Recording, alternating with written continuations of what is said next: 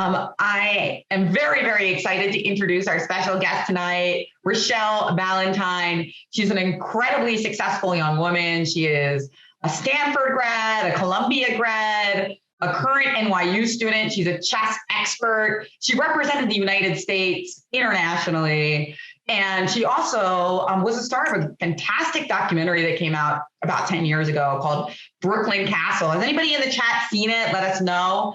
If not, you should definitely check it out. You're going to be super inspired after you hear from Rochelle. And today she has a really cool game to show us. So let's give the floor over to her and hold your questions till the end and less are about the game, because we will have a Q&A period with Rochelle. Welcome, Rochelle. Thank you. Of course. Happy to be here. Hi, everyone. It's so nice to meet y'all.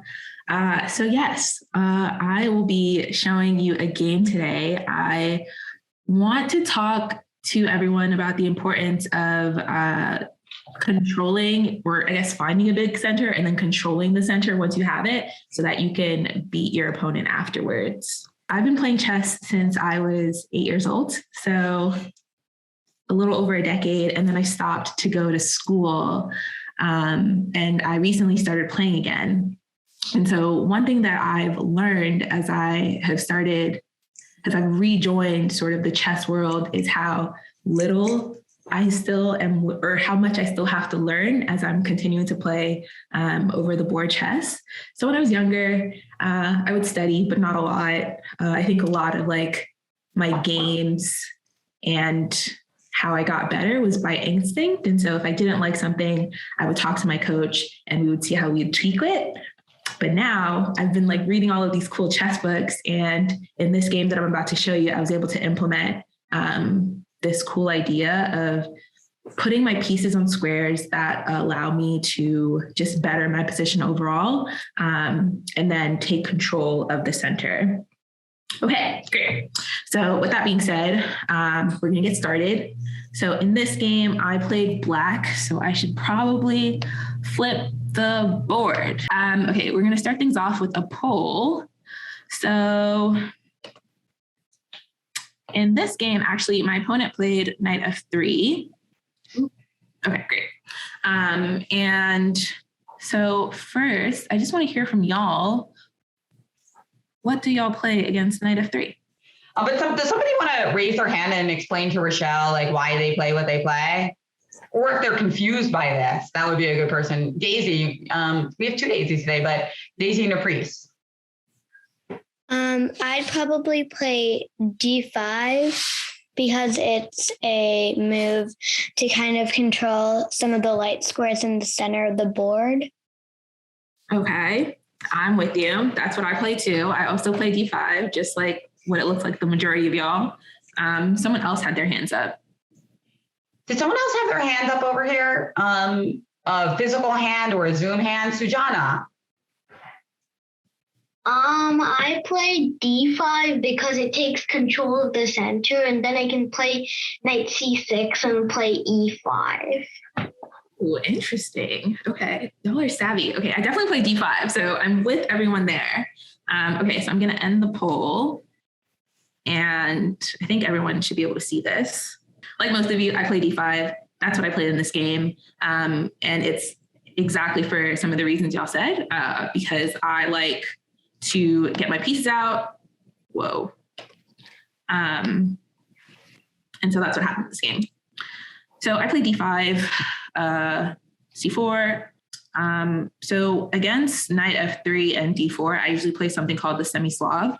And what that's opening is this system, or sorry, this, what's the word? Basically, it's when your pawns are on e6, d5, and c6. So that system for black, that's the semi-Slav. And so that's what I play against d5.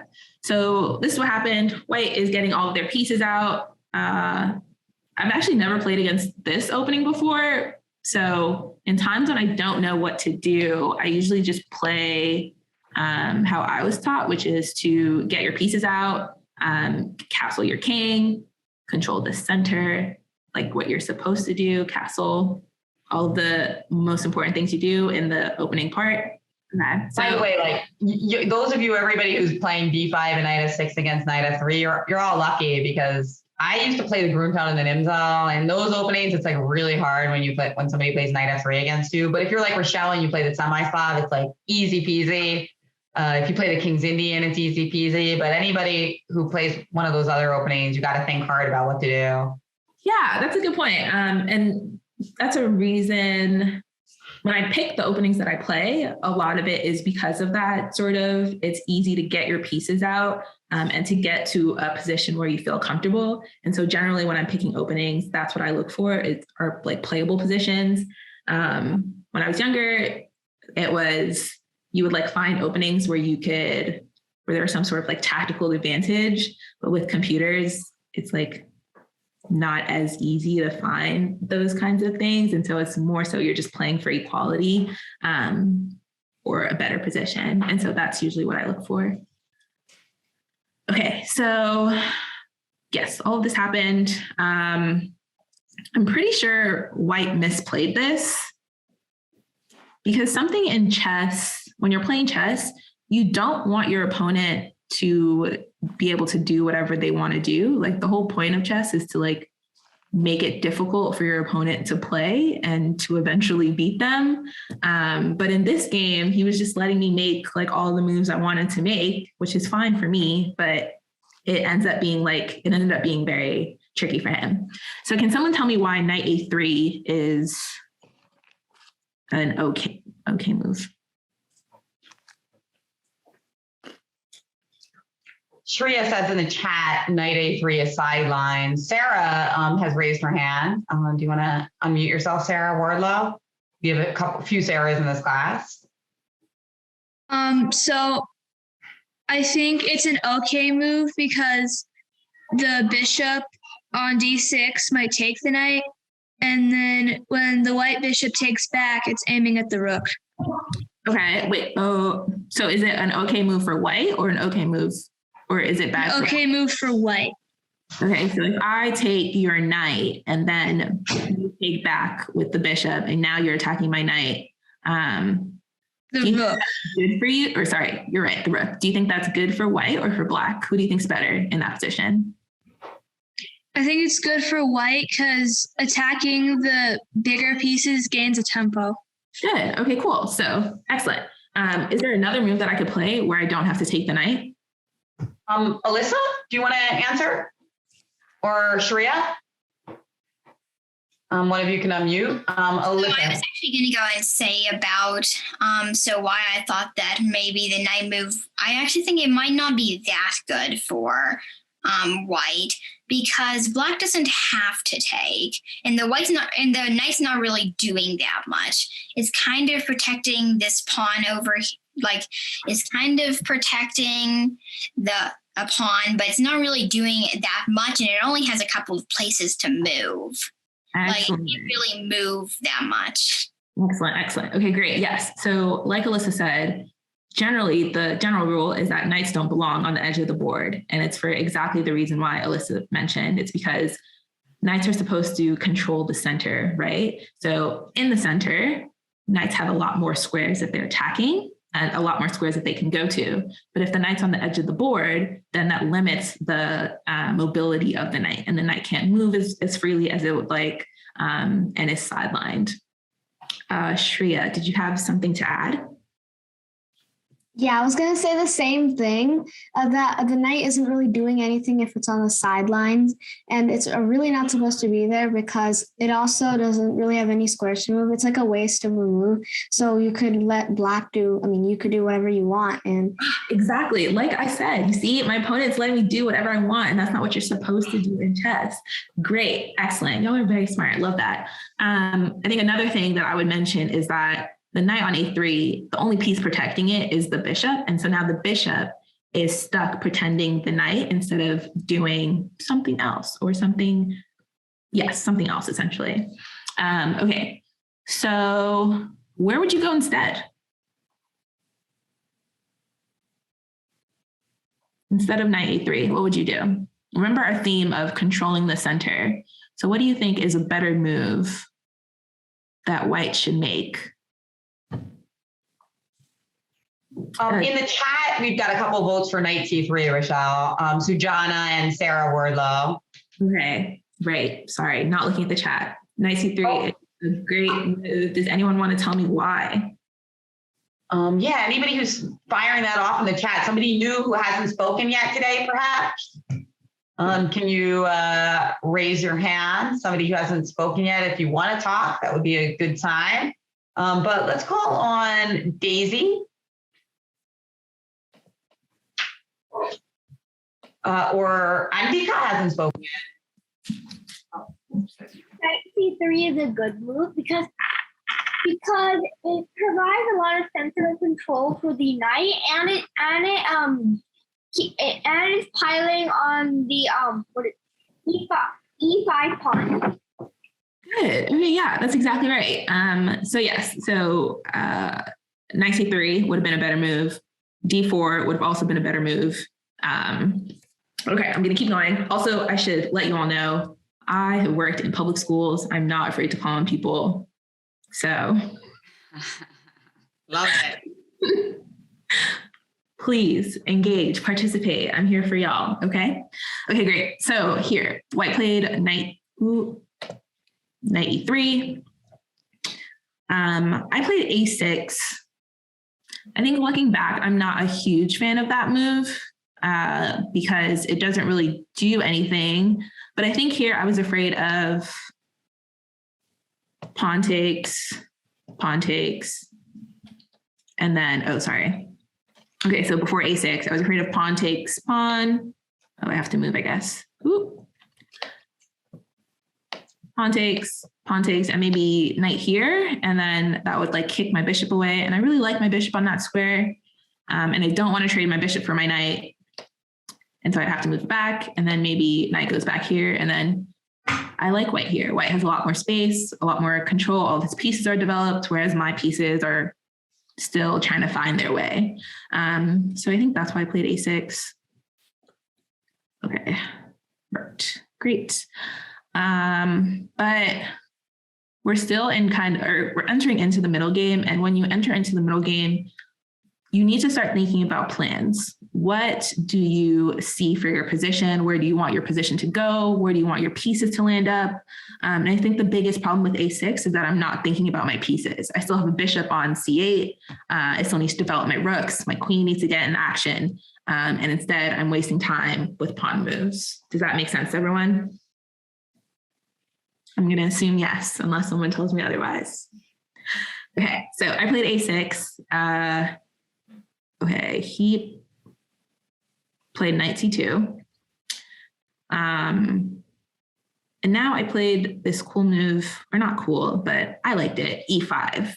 And so again, the big theme, controlling the center, right? So the reason why I like e5 is because white hasn't played d4 yet. And usually in these kinds of, in the semi-Slav, the pawn is supposed to be on d4. And since white hasn't put its pawn on d4, I'm taking advantage of that misstep by putting my pawn on e5. Excuse me. And usually my pawn doesn't get to do that in these positions. And even if he plays d4 here, I could play e4. But the point is, I'm taking more control. I'm taking over more squares of the board, and white shouldn't let me do that. I think another thing is that now my bishop on c8 has this diagonal, and it usually doesn't have that diagonal in these semi-Slav positions. Okay, so I played e5. He took my pawn, and then he played knight e3. Oh, yes, I'm gonna, no, okay, I'm just gonna ask now. So this is the position right now. Sujana, tell me what you see for both sides, or actually maybe start with white. What do you see for white? For white, I see that, like, if you play, sorry, let me clarify. Don't tell me moves. Tell me, just describe white's position for me. White's position has like a lot of potential. Like if you got some of black's pawns out, there would be some good outposts for the knights. Okay. Anything else? And also, white could play like D3 to stop the pawn from going to E4 and keeping the knight out. Great. Anyone else? Okay, Summer, talk to me. Tell me about Black. What do you think about Black's position? The knight can capture the pawn, and then the knight can capture the other knight. Okay, which knight? Which pawn? Tell me. The pawn on D5. Okay, so, all right, let me just make a random move. So knight captures D5. Is that a good move or a bad move? Bad. Why? Tell me. Because the knight can capture. Great. Okay, so we're not going to do that. So what else do you think? Do you like White's position here?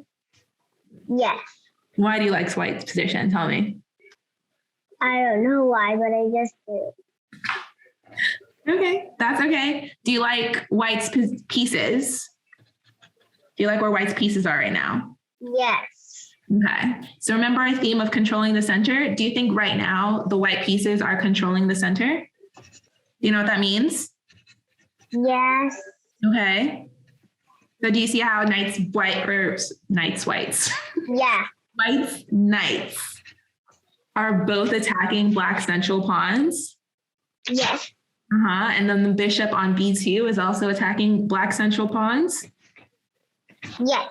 Okay, so White's pieces here are all geared towards the center, and that's generally a good thing. I want you to remember that, okay? You want all of your pieces to aim towards controlling as much space as possible. Does that make sense? Yes. Okay, great. Okay, now someone tell me about Black. Alyssa says that Black is controlling the center pretty well, but the white squared bishop is stuck. Black's pawn structure is better than White's. That's an excellent comment. I love that. No, that's exactly right. So in this position, the reason and my purpose for playing E5 was to control the center, right? And so now I have these two central pawns that are limiting where White's knights can go. And my bishop on D6, my knights are all geared towards really good squares. So yes, perfect. Thank you for sharing that. Okay, we're gonna keep going. So after knight E3, there's one more thing I want to add. So the issue, or one negative thing about White's position is that White's knight on E3 is a bit misplaced.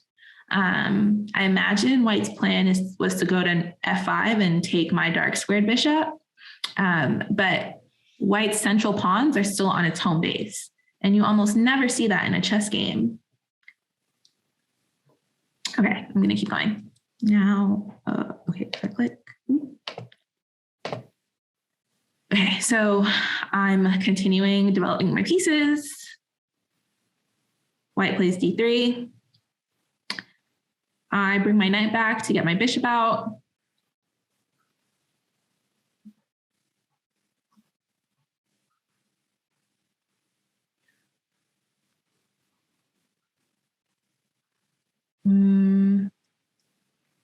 Okay, poll. Oh, okay. Jen, are you going to do it? I don't know. I did. Oh, yeah. Whose position do you prefer? Okay, so now we see something different. All Black pieces are developed. White is significantly better now. They have doubled rooks on the C file. So what do you think? Would you rather play White here or Black here?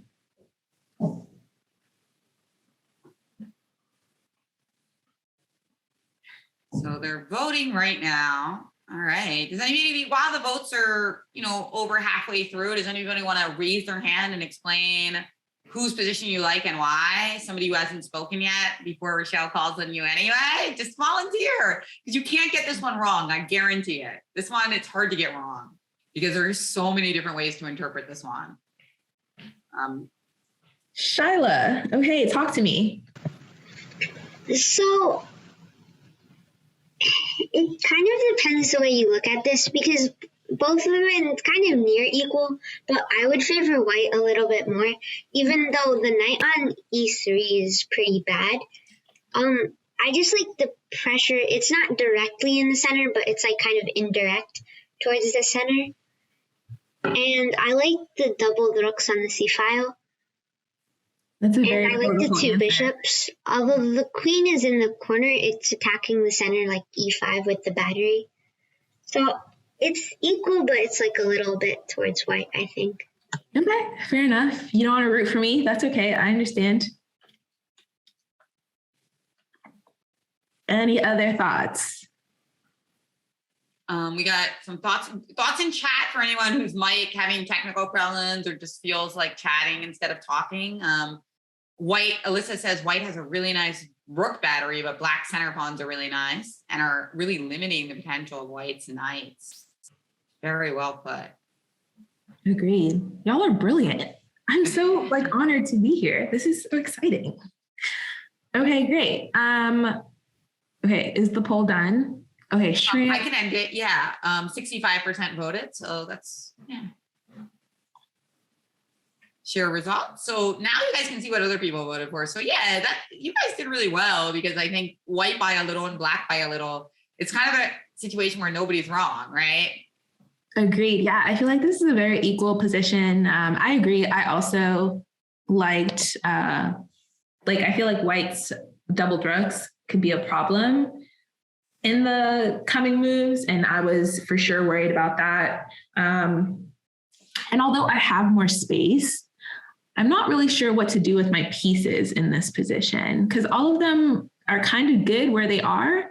And in these positions where you sort of don't know what to do, I had to think a bit. I spent a lot of time in this position trying to figure out where to move, where I wanted my pieces. So my bishop on c6 and d6 are good where they are. I don't really like my knight on d7. I feel like it has more potential. My queen's on a5, and so that sort of indicates that I want to attack on the queen side, but I don't think that's possible because of the doubled rooks. And so maybe I should be attacking on the king side. And so if that's the case, I need to bring my queen over to the other side of the board. So after all of that thinking, the move that I came up with is, oh, darn. Oh no, that's not the move. Is g6. Not my finest moment, because I couldn't come up with the move. So I just made a random move. And so my thought process here was, I was a bit concerned about the knight coming to f5. Because again, I really like my dark square bishop. I don't want to trade it for white's inferior knight. And so I wanted to continue limiting the spaces of white's knights and where white could place his knights. On the flip side, one downside of g6, no, I'll just tell you. So one downside of g6 is that my dark squares are now very vulnerable. And somebody mentioned white's battery, bishop queen battery on that diagonal. That can become really, really dangerous now that I've played g6 and given white's bishop a really strong diagonal to take advantage of. So g6, not great. Okay. White played h3. It looks like white also doesn't know what it wants to do, and it's also waiting for me to do something. So we're both in this sort of waiting game of what should we do.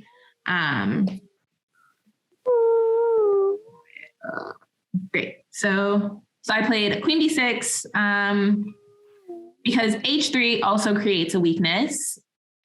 And I put my queen on b6 to sort of put pressure on the diagonal on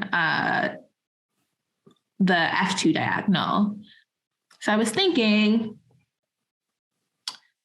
that now this g3 pawn has become weak because if I ever try and take the G3 pawn, so is it my turn? No, it's his turn. So let's say he plays something random. I play E4. He does something random. So now I have this cute little idea. So if I take on G3 and he takes back, now this knight is no longer defended. And so I wanted to keep that in my back pocket just in case. And now you see how strong my bishops become. Okay, so instead, what happened? Queen B6. He played King H1. And so now again, this F2 pawn has become a target. And now I need to take advantage of that target. Okay, so what did I do next?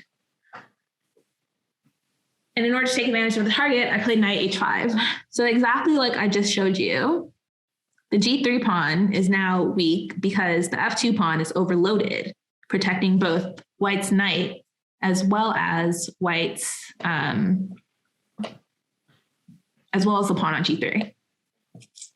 Okay, so white saw that and protected it by playing king, oh gosh, king H2. All right, I believe we have another poll here. Yes, we do. What would you play now after king to H2? Think about it for a minute, guys. Or, yeah. For black, right? Yes, black move. Yeah. I already told y'all about the F2 pawn being weak, the knight on E3 being weak, the G3 pawn being weak. So how would you continue putting pressure on white's weaknesses in this position?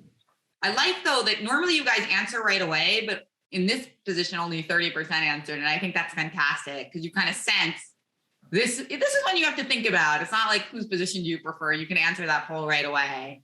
That's such an important skill for a chess player, knowing when you really have to dig deep and when you can just like kind of say like, yeah, I want to play that. For sure. Agreed. And this was definitely, a position for me where I had to figure out and know my plan. How can I execute my plan? And that's a lot of what chess is, right? Is figuring out what you want to do and then trying to figure out how you can accomplish that. So y'all know what I want to do. Tell me how I can do it. Okay, Anvika, talk to me. Wait a second. I feel like E4 because one is taxi knight. You get that bishop on the king's diagonal, and it'll putting lots of pressure on this B pawn. On the B pawn or the G pawn? I don't know the B is G. It doesn't have any letter. B pawn, yes. Okay, putting pressure on the G pawn, right. Okay, so you would play E4. Got it. Shreya. I would play E4. So maybe that is the B pawn. Wonderful. Thanks for sharing, Shreya. Yeah. So I was thinking between E4 and D4. Well, I mean D4 I would actually block your queen from the F2 pawn and the knight on E3. So maybe E4 would be good too. Knight takes G3 wouldn't work since the king is already there. So and I think you should move that knight. That way you could maybe get some more, you could actually pin the pawn on G2 with the bishop. And I think that would help you gain an advantage to weaken the G3 pawn even more. Okay, so your vote is to play E4. All right. Who else? Ananya, what about you? You haven't spoken yet today. Are you still there, Ananya? Yeah, I'm here. Okay. Do you want to give your opinion? Yeah, sure. I was thinking here knight takes G3 because if pawn takes G3, then queen takes E3. And after queen takes E3, many problems could happen like E4. And if king takes, then there is E4. So you can't take on G3. and it's a forcing move. So if you don't take it, then I can just bring it back to H5 and bring it to F4, and it's a good position for me. Okay, anyone disagree? Oh, okay, I lost my board again. But we see it. Oh, okay. So y'all can see my board, but now my board, I can't see it. Okay, great. Yes. Anyone disagree? Knight Okay. is really good too, says somebody. Shreya. Who said? Sorry? Shreya also agrees. With knight g3? Okay. Yes. Okay, well, again, brilliance. Because that's exactly what I played. Knight takes g3 for that exact reason. Like Ananya. I think that's right. Okay. Like she said. Yeah, Ananya, perfect. Thank you. Okay, so like Ananya said, if I take on g3, if pawn takes g3, queen takes g3, everything falls. My black bishops are now directly attacking white's king. And there are all kinds of fun moves. There's d4, there's e4, there's queen f2. Things are falling. Things are falling. So white can't do that. And if king takes g3, Ananya found this really nice discovery. Ooh. So if we play e4, black's bishop is now attacking the king with check. Moreover, black is also attacking white's knight on f3. So we call that a discovered check. I'm pretty sure white is losing here, because if knight goes here, knight takes, bishop takes, and the queen falls. If the king goes to h4, you don't ever want your king to go to h4. Not something you would want for yourself in a chess game. So that also just spells disaster for me. So yes, Ananya was exactly right. So king takes g3, bad. F takes g3, also bad. But it's a free pawn. And so I took it. So knight takes g3. White realized he can't take, so he played king g1. But by the way, those of you who didn't see knight takes g3, I think it's like you get fixated because e4 looks really good. Mm-hmm. Oh, yeah. Let's look at that then. It's like, it's so important in chess to just not look at like one move that seems exciting, but to just take a moment to see about other ideas. Because I feel like if e4 didn't exist, a lot more people would see knight takes g3. You know what I mean? Mm-hmm. So here's why I didn't play e4. So yes, I like the idea of adding another piece to put pressure on g3. I think my issue is after pawn takes, because we put our pawn on e4, the knight now has this square. The knight now has d4. And so now we're not putting the same pressure on f2 because the knight is now blocking.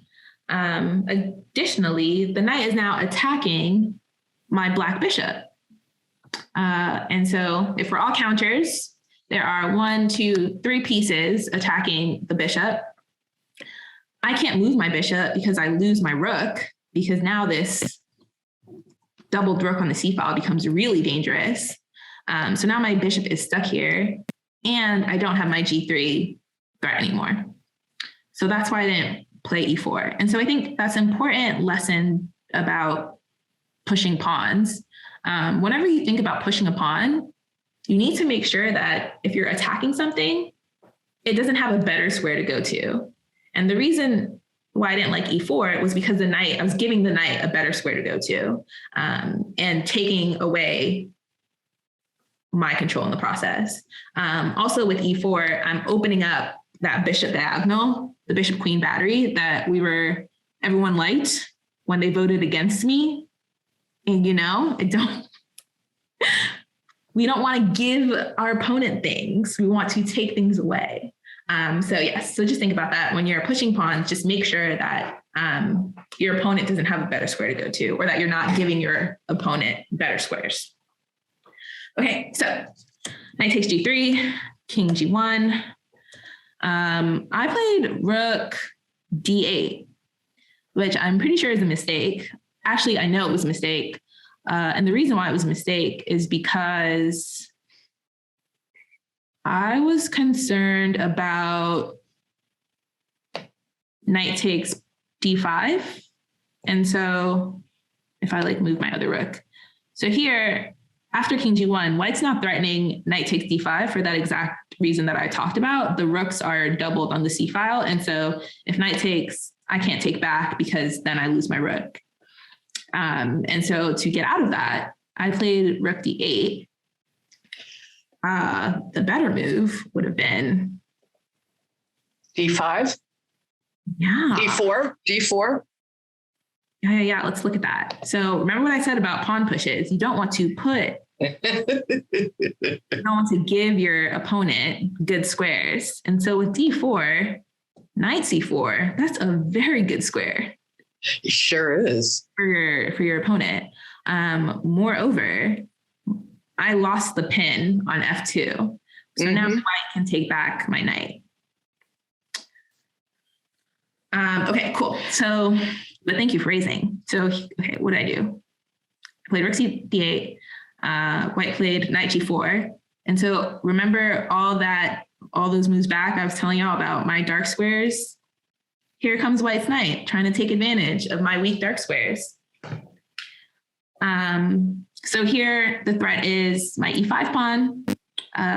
The threat is also, I don't know if knight h6 is a threat.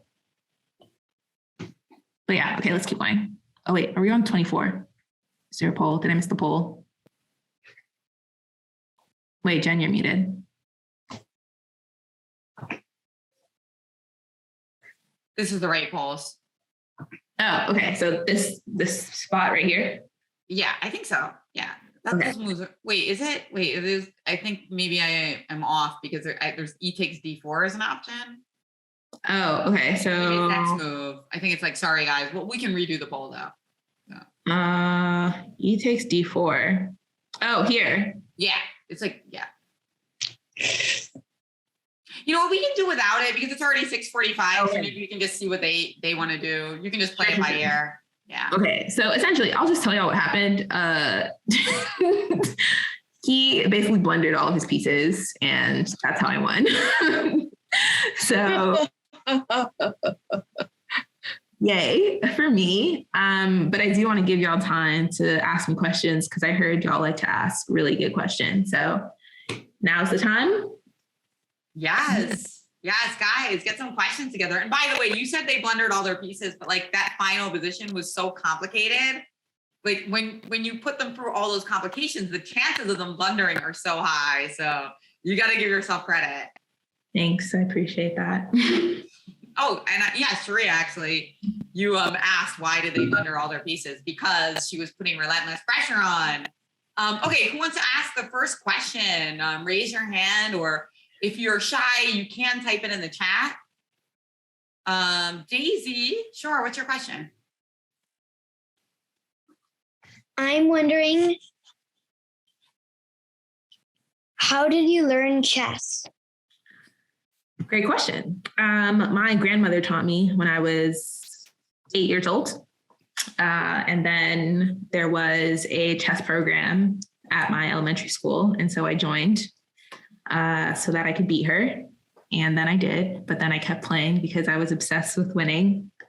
And that is how I'm here. That's great. Because I'm obsessed with winning. I'm very competitive. Sharia, your question? Yeah, so my question was, what motivated you to like play chess even if you would lose sometimes? Because you just said you're really competitive. So what would really motivate you to play your game again? Okay, no, that's such a nicer way to say it. I said that I was obsessed with winning, but you're right. I am competitive. That's true too. And so I think what motivated me to play was just the opportunities that chess opened up for me. So it wasn't just about playing in tournaments, but it was about meeting all kinds of different people from all over the world, being able to travel. And I think chess really allowed me to develop a sort of confidence in terms of being comfortable with playing like wild moves and just like seeing if it would work, or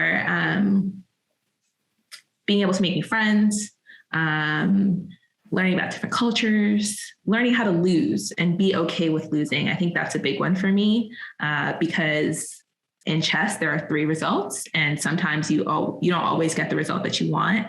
And so being able to learn from those results that you don't like in order to become better and improve and win the next time.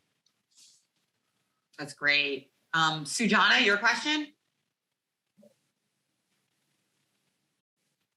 My question was like, I always play like my coaches, and sometimes my parents tell me that I play too fast. So how do you like fix that problem? That's a really good question. Okay, for me, I think, and I also had that problem, and I still have that problem actually. And so for me, I like to breathe. I just take like a deep breath just to like recenter my mind so that I can focus on the game in front of me and focus on sort of like what I want to do. So you're sitting at this board and you're trying to figure out, how do I beat my opponent? And there's so many different moves that you can play. And so for me to avoid playing fast, I like get my top 3 moves. And then I think about which move looks best, which move puts me in the best position.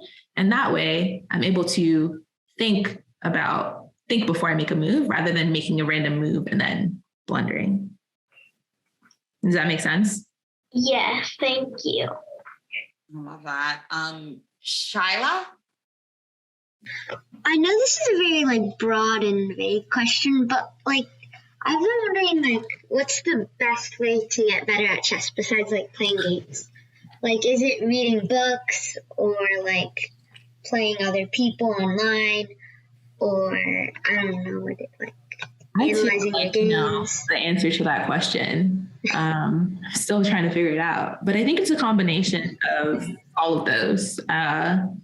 A lot of it is studying, and so coming up with ideas and then practicing them over the board and against other people to see if they work.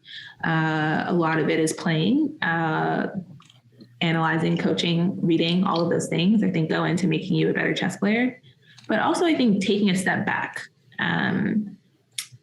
would also make you better, because sometimes if you're playing too much, you start to miss things. And I think, at least for me, it was important for me to take a step back and to figure out sort of where I'm going wrong and fix that before I started playing again, instead of keep continuing to play and make the same mistakes.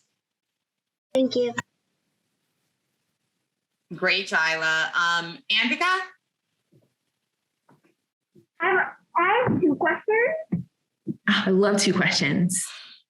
First one, like, how do I actually improve at chess? I'm stuck at 1 level, and I'm stuck at 1 level and not seeming to improve. Wait, you're muffled. Sorry, one more time. I want to know, how do we improve in chess? I'm just stuck at 1 level. Oh, I see. And I don't know like how to improve. Okay. I think that, like I said before, playing is really important, because when you play, you get to see where you're making mistakes, and then you get to go back and learn from those mistakes. And then also like having someone to like analyze things with you, so that it's not just you looking at your positions, but it's someone else giving you advice as well. I think that's usually what people do. Okay, my second question is, what chess books do you recommend? Good question. Wow, y'all are really testing me. What is a good chess book I recommend? Maybe 100 Endgames by Jesus de la Villa. That's the one I'm reading right now. And it's all a book about endgames, but endgames are really important, especially as you get better, so that you have a better understanding of chess in general, because chess isn't just about the opening and the middle game. Once you get past that, you have to learn how to win or how to not lose once you get to the end game. So one more time. Who was the author again to 100 Endgames? Jesus de la Villa. Yeah, I think there's like a chessable course in that one too. That's great though, because I was going to ask you the same question, Rochelle, because you said that you got back into chess recently and that you've been studying a lot of books. So that's one of them. Any others? The other one is in my room. It's a book by David Gelfand. He just put out a book. I don't remember the name. Boris Gelfand, you mean? Yes, Boris Gelfand, yes. Positional something maybe? Yes, that sounds right. It's definitely positional. But he's well known for his books. Yeah, he's a great writer. So that's very advanced as well. So sorry. No, that's okay though. I think even advanced books can be good. It's like, you just want to mix, right? Like if you're only reading books that are like or extremely advanced and it takes you like an hour to read a page, then you also want to mix in some stuff that's less challenging, but I think it's good. Sonia, you had a question? How many hours do you spend in a day? Spend a day playing chess? So as you all know, I'm in law school. My time is not my own. I try to do maybe 2 hours. So I do 20 tactics a day, 20 chess tactics a day. And then I read my chess book for an hour. And then I tinker on chess base for 30 minutes. And then I go back to studying school. I would recommend more, especially if you're serious, but that's just what works with my schedule best. Yeah, that's great though. I think doing a little bit every day there's a lot of research showing that that's very valuable. Oh, by the way, Diana, I was wondering if you had any questions, because Diana is a former U.S. Women's Chess Championship participant, national master, Olympiad team member. So it's great to have you here, Diana. And by the way, hello. You also recently started playing again. So You have that in common. During COVID, yeah. Same. Do you have any questions, Diana? I was curious, what state, where did you go to elementary school where they had a chess club? Is that common now? In New York, it is, because yes. we have chess in the schools here. That's great. Programs that are in elementary schools and public schools in general, yeah. A lot of I teach girls primarily, and a lot of them had problems with it once they got a little bit older, like when they reached 6th, 7th, and 8th grade, they started to drop out. Mm-hmm. Did you feel any pressure at that point to that the boys wouldn't like you if you played chess? Okay, girls, life lesson. Boys don't matter. I agree. But no, and that's in part because in New York City, the chess programs go way into high school. And so I was still able to play chess. And also, so Chess in Schools has a college-bound program where you play chess, but they also help you with your college applications. Oh, excellent. Yeah. So it allowed me to keep playing and also travel. While also wonderful. The world has changed. Yeah, really cool. Yeah, that's, and she went to the famous junior high school IS 318, on which the documentary Brooklyn Castle was based, and I urge it. Excellent movie. Of course, Rochelle, it came out 10 years ago, and it was filmed maybe 15 years ago, so it was a long time ago. She's, of course, different now, but it's a wonderful portrait, very inspiring. Svetlana, what's your question? How do you prepare for an opponent? Oh, that's a good question. I usually don't, actually. I think for me, it's more helpful to brush up on my openings and make sure that my openings are solid instead of, because most times the people who I play, they don't have like games on ChessBase to prepare from. So for me, I just want to make sure I'm secure in my play and that I know that I will get into a good position from the openings that I play. And yeah. Abby, what's your question? So I was wondering if you have any tips for like the process of getting back into chess. For me, I had to figure out if I still loved playing. Because chess is really hard and you don't want to play something that doesn't make you feel good. And so for me, that was the first step, was figuring out if playing chess still made me feel good. The second step was signing up for a tournament. I played in a tournament. I wanted to see if I was rusty. And I wanted to see what I needed to work on. And after that, then I was like, okay, I played in this tournament. I know where my weaknesses are. Let me go home and see how I can remedy that.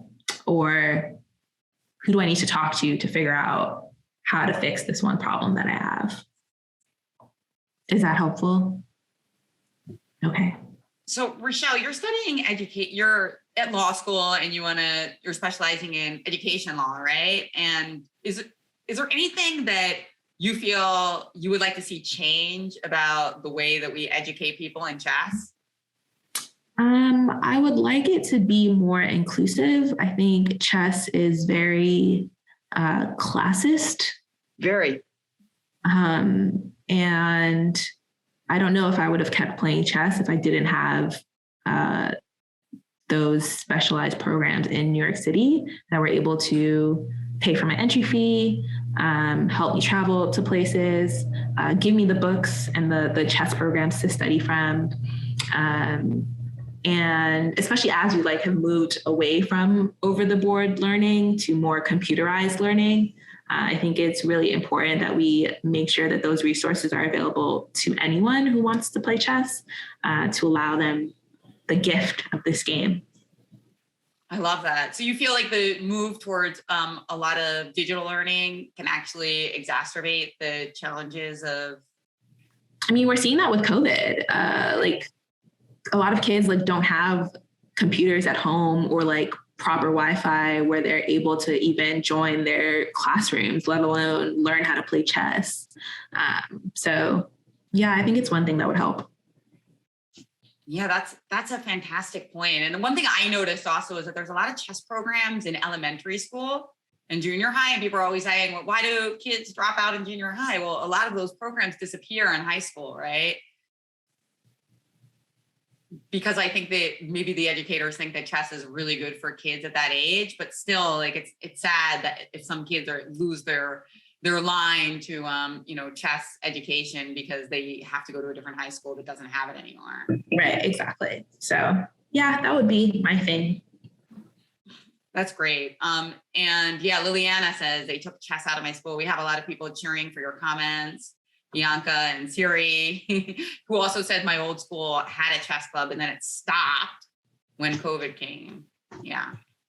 All right. Well, it's been absolute pleasure to have you for this class, Rochelle. I mean, we all learned so much. I think it was a really great treat to have you for both the Q&A and to show this game. Hopefully we can have you back sometime. Yes, it was so nice to meet all of y'all. Thanks for having me. I hope you learned something. Okay. Bye, everyone. Bye. Bye. Thank you. Bye. Bye. Thanks. Bye. Yay, good to see all your faces. Beautiful. Okay. Bye, Jen. Where they all Bye. Thank you. Love it. Bye, Liliana. Good to see you. Suri, wonderful to see you too. Bianca. Liliana, I love that background. That's great. Big Game of Thrones fan. Thank you.